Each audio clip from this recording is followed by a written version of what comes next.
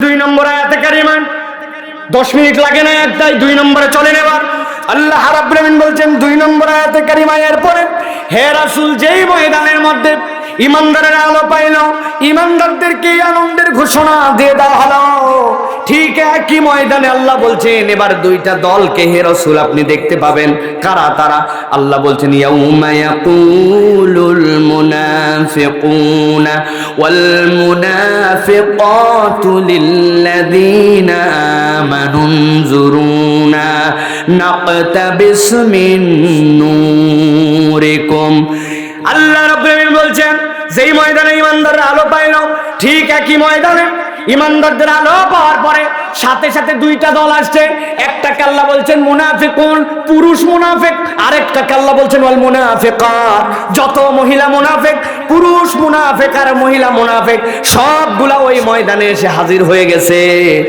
মুনাফিক কাকে বলে জানেন তো চিনেন তো সাধারণ একটা কথা বলে দেই চিরদিন ভুলবেন না আর নিজে যদি এই দোষের মধ্যে দোষী হয়ে থাকে এখান থেকে বের হওয়ার চেষ্টা করতে হবে মুনাফিক হচ্ছে তারা অন্তরে আল্লাহর মহব্বত নাই নবীজির প্রেম নাই শতবার অন্তরে ইসলামের আইন কানুন বিধিবিধান আলেম ওলামা মাহফিল এইগুলো অত ভালো লাগে না কিন্তু উপরে উপরে মুসলমানদের চলার জন্য সাথে সাথে তাল দিয়া থাকা লাগে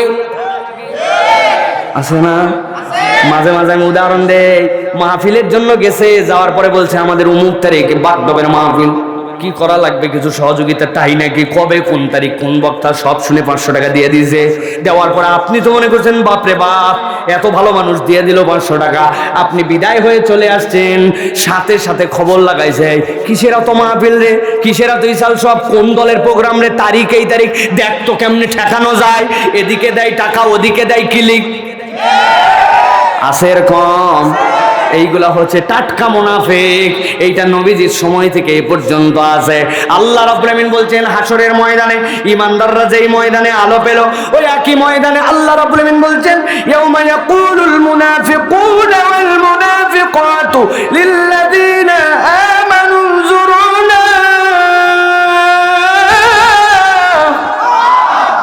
মুনাফিক পুরুষ আর মুনাফিক নারীরা বলবে ও ঈমানদারেরা তোমরা একটু দাঁড়াও কি ব্যাপার ইমানদাররা তাকাবে পিছন দিকে আমাদের এখন জান্নাতে যাওয়ার সময় সামনে থেকে আলো ডান থেকে আলো আমরা এখন জান্নাতের দিকে কারা আমাদেরকে তাকায় দাঁড়াতে বলতেছে রে উনজুরুনা মুনাফিকরা বলবে দাঁড়াও ভাই দাঁড়াও দাঁড়াও কি জন্য দাঁড়াবো এখন বলে ভাই দেখছো তো তোমাদের আলো কি পাওয়ারফুল আলো এই ময়দান থেকে ওই ময়দান জান্নাতের দিকে দৌড়াচ্ছ কিন্তু এই আলোর তো একটা অদ্ভুত ব্যাপার আছে যার আলো তার জন্য কাজে লাগে অন্যের জন্য তো আলো কাজ করে না আর আমাদের অবস্থা দেখছো নাকি আমাদের কোনো আলোই নাই দাঁড়াও ভাই তোমরা দাঁড়ালাম এখন কি করা লাগবে বলে নাকতাবিস মিন নূরিকুম আলো হারা হলে তো এই জায়গায় কোনো পথ চলার উপায় নাই আমরা তোমাদের থেকে অল্প একটুখানি আলো নিতে চাই কতটুকু আলো কথা বলেন নাকতাবিস মিন নূরিকুম আরবিতে ইক্তেবাস কাকে বলা হয়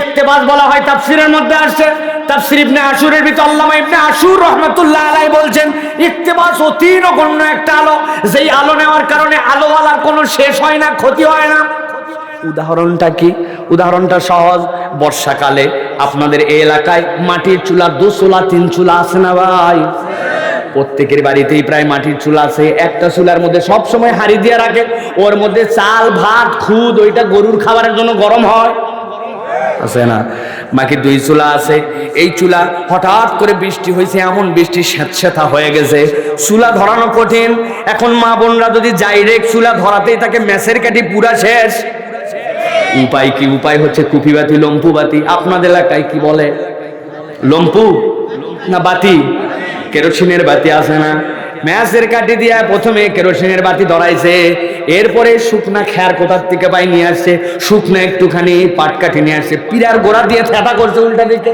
দেওয়ার পর ওইখান থেকে আগুন নিয়ে ভিতরে দেয় দেখে আবার ধোঁয়া হয় বন্ধ আবার ওখান থেকে আগুন ধরায় আবার দেয় দিতে দিতে চুলা জ্বলে ওঠে ওর চুলা জ্বলে ওঠার মতো পাশের বাড়ির থেকে এই সময় একজন দৌড়ে আসছে বুবু বুবু একটু দাঁড়াও কি হয়েছে কয় তোমার তো তাও ম্যাচটা শুকনা ছিল আমার ম্যাচ পর্যন্ত ভিজে গেছে আমি চুলা ধরাতে পারি না এই জন্য আমার কুপিটা আমার বাতিটা নিয়ে আসি তোমার বাতির থেকে একটু আমি আগুন নিয়ে যাব ওই মহিলা বলছে, খবরদার, আমার বাতির থেকে আগুন নিলে আমার বাতির আগুন কমে যাবে। কথা কি তাই? আল্লাহ রাব্বুল আমিন বলছেন, যেই না মুনাফিকরা আসবে, আসার পরে বলবে তোমাদের এত আলো, এত আলো, তোমাদের আলো কমানোর জন্য আছি নাই, নাকতাবিস মিন নূরিকুম, তোমাদের আলো থেকে অল্প একটুখানি আলো নেওয়ার জন্য আমরা আসছি, আমাদেরকে একটুখানি আলো দাও। আল্লাহ রাব্বুল আমিন বলছেন, দুনিয়ার বুকে ঈমানদাররা নম্র ছিল, ভদ্র ছিল, কখনো জোরে কথা বলে নাই, কখনো তাদের বাজে আচরণ ছিল না।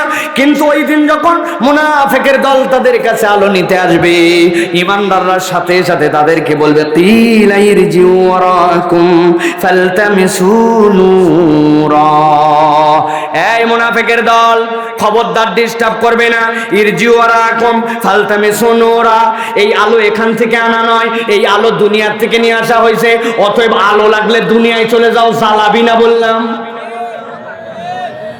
ভালো করে উত্তর দিবেন বুঝে থাকলে, মাথা খাটায়া বুদ্ধিদীপ্ত ভাবে ঈমানদারদের কাছে আলো চাইলো, আর ঈমানদাররা তাদেরকে বলল, ইজওয়ারাকুম, যাও দুনিয়ায় চলে যাও। হাসরের ময়দান থেকে কায়েম হওয়ার পরে কোন ব্যক্তির কি আর দুনিয়ায় ফেরত আসা সম্ভব? বুঝে থাকলে বলেন সম্ভব? আল্লাহ রাব্বুল আমিন বলছেন, কিলা ইরজিওয়ারাকুম ফালতামিসু নূরা, এই বান্দারা দুনিয়ায় যাও, দুনিয়ার থেকে আলো নিয়ে আসো। এই আলো কি মনে করছে এই ময়দানের নাকি? এই আলো আমাদের এই ময়দানের নয়, এই আলো দুনিয়ার থেকে কামাই করে আনা লাগছে, ঠিক না? মাঝে মাঝে আমি উদাহরণ দেই, এই যে আমার মোবাইল আলো জ্বলালাম, দেখতে পাইছেন? অনেকেই বলবে, হুজুর এই আলো তো মোবাইলের আলো, তাই তো নাকি?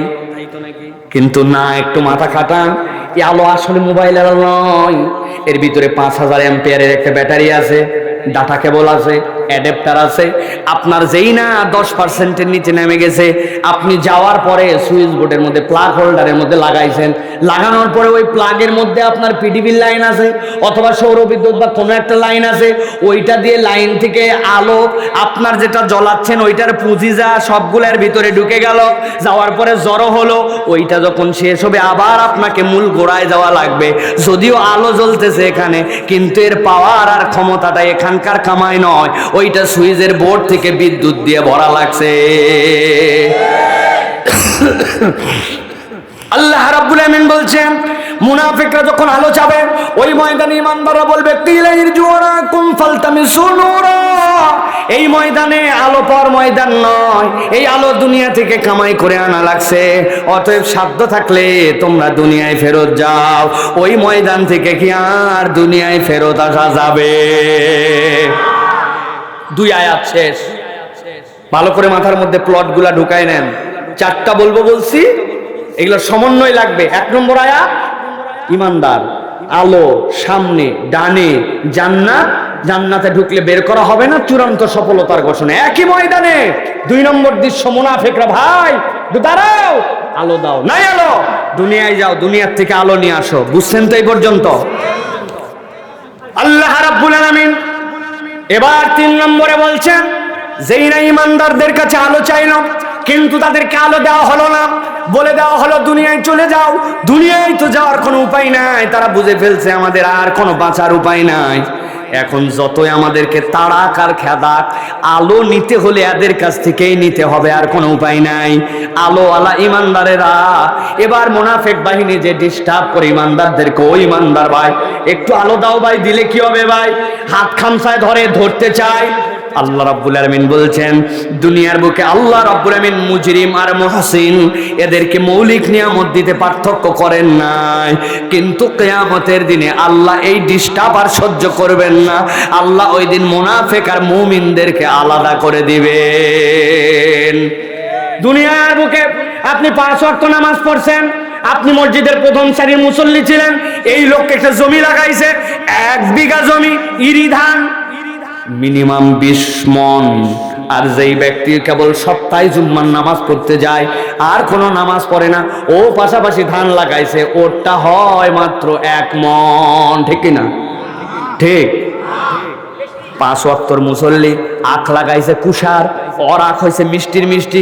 আর যেটা ভিআইপি মুসাল্লি জুম্মার দিনেও আগে ভাগে যায় না, মসজিদের বারান্দায় যাওয়া অপেক্ষা করে, কাতকামাতি সালাত দে দৌড় আছে না, এরকম ভিআইপি মুসল্লি ও লাগাইছে আখ।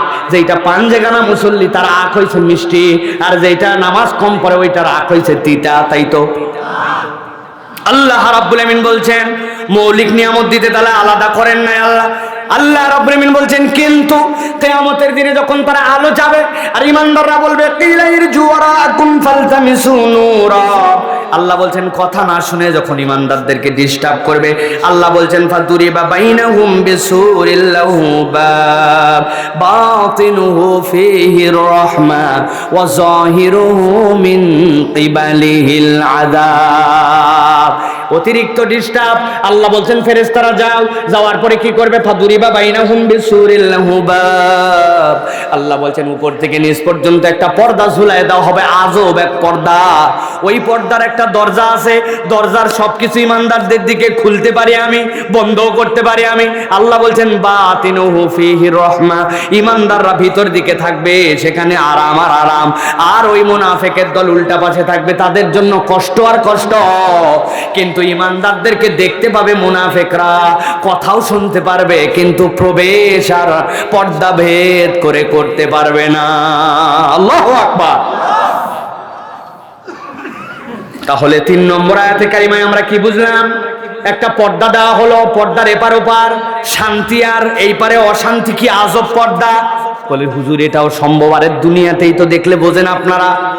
সাফাতে আলী পরিবহন সেরে যায় এখান থেকে এসি বাস, চৈত্র মাসের দিন 42 ডিগ্রি সেলসিয়াস তাপমাত্রা, ভিতরে এসির কারণে তাপ এমন কমায় রাখছে, গাড়ির বাইর দিয়ে পানি ঝরায় পড়ে। শান্তার পার না হতে হতেই ড্রাইভার আর হেল্পারকে ডাক দে, ভিতরের যাত্রী বলে একটা কম্বল দাও। বাহিরের লোক গরমে বাসে না, ভিতরের লোক কম্বল চায়। কথা বলেন।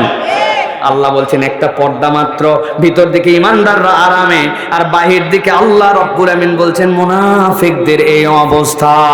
3খানা আয়াত শেষ, না বুঝলে বলেন, আবার আপনাদেরকে বুঝাতে চাই। বুঝছেন তো মোটামুটি না ভাই?